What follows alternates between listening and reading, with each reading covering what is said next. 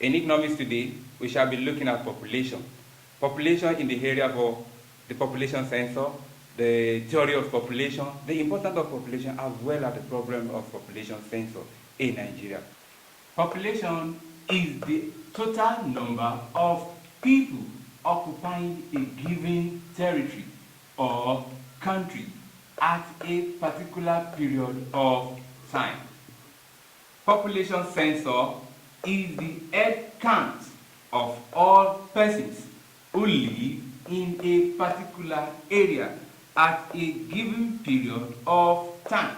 That is, it is the responsibility of the government to carry out population census in its own country in order to know the number of people that are living there so that they can plan for them. Having defined population census, importance of population census are as follows. 1. To determine the size and rate of growth of population. Census is carried out in order to know at what rate the population is increasing and what is the size. Is it large or small? 2. To reveal level of manpower. That is, in order to know the number of people that are working or that are in working class in an economy. 3. To appreciate the formulation of economic policies. Census is carried out by government in order to understand how to make economic policy, having known the number of people that are in the country. 4. To make provision of social amenity. Having known the number of people in an economy, this will assist the government to know how to provide for social amenity in an economy or in a particular area of the country. 5. To assess the standard of living. In knowing the standard of living, with the help of population census, this can be known. 6. To reveal the rate of migration. That is to say, how people are coming into the country and how people are going out of the country. With the help of population census, this can let the government understand how it is. Number 7, to determine the level of unemployment. Having carried out population census, this will reveal the number of people that are working and people that are unemployed in an economy. Problems of population census. Number 1, high cost of conducting a census. How is it a problem? Many developing countries find it difficult to allocate funds into this program every 10 years. In that case, if they cannot do that, they won't be able to have or understand the population of the country. So in such case, it leads to a problem. Number 2, shortage of census personnel. In conducting population census, they need to have enough personnel that will handle the program. But in developing countries, they fail to have adequate personnel to handle the program. A situation where they are not able to get to the remote area. In such case, it will become a problem when they are conducting the census. Number 3, inadequate means of transport and communication. In the sense that in conducting a census, they need to have good road as well as a good communication devices. But in a situation where all these are not available, the available personnel will find it difficult to get to the remote area in order to carry out the census, as well as inadequate devices that they can use that are not on ground. They find it difficult to do that. Number 4, poor town planning. Poor town planning is a problem in the sense that villages and towns are not well planned in terms of their buildings, in terms of streets having numbers, and so on and and so forth. Number 5, prohibitive, customary, and religious beliefs. In developing countries, they have lot of custom. To them, they don't believe in counting. To them, they believe that by counting their children or their household, something will happen to them in future. While in terms of religious belief, Muslims believe that women are not allowed to be seen by men. So in that case, if we have male officials counting female household, there will be problem in that area. So at the end of the day, they won't be able to count accurately. So it becomes a problem when they are having population census.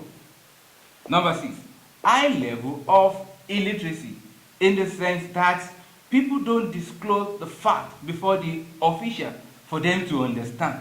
So at the end of the program, the commission won't be able to reveal adequate information before the nation. Theories of population. The theories are: 1, Malthusian population theory. 2, demographic transition theory. Malthus population theory was propounded by Reverend Thomas Malthus in 1778. He was a well-known political economist.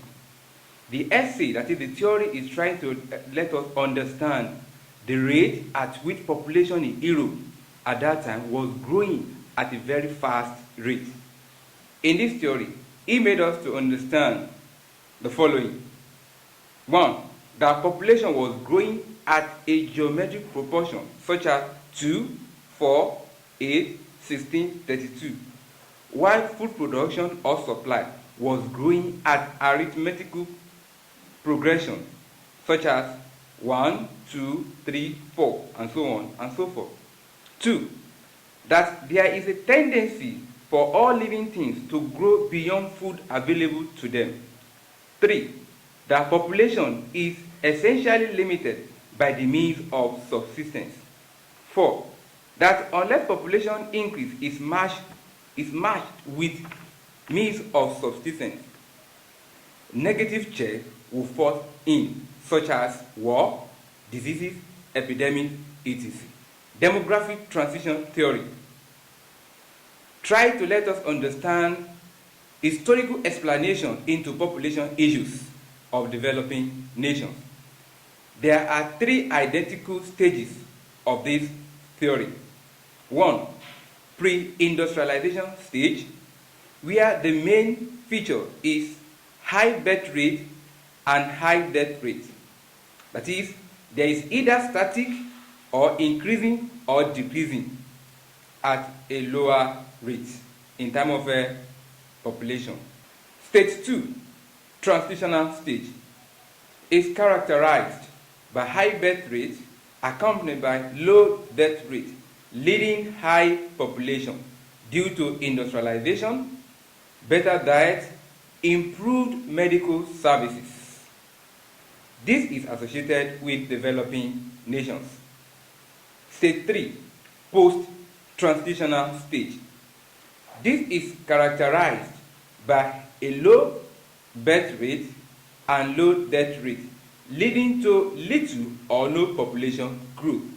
It is associated with advanced or developed countries. Exercises. Question 1. Malthus became famous through his theory, which may be stated simply: A, the death rate may become so high that people may not be able to produce. B, population may outgrow the means of subsistence. C, people will eventually decide not to have children. D, migration of people from one place to another may leave some parts of the world barren. E, all of the above. The answer is E, all of the above. Question 2. An accurate population census is important to a country because it helps: A, in solving unemployment problem; B, to ensure equitable population distribution relative to natural resources. C, in deciding on the creation of more local governments. D, in providing a sound basis for formulating development policies. The right answer is A, in solving unemployment problem. The Malthusian theory was concerned about the population between A, population growth rate of the rich and the poor nation. B, population density and national income. C, population growth rate and natural resources. D, distribution of population. The right answer is C, population growth rate and natural resources. In a village of 50 persons, 10 immigrants, 25 dead, and 5 immigrants in a year. Determine the total population. A, 10, B, 20, C, 30, D, 50. The right answer is C, 30.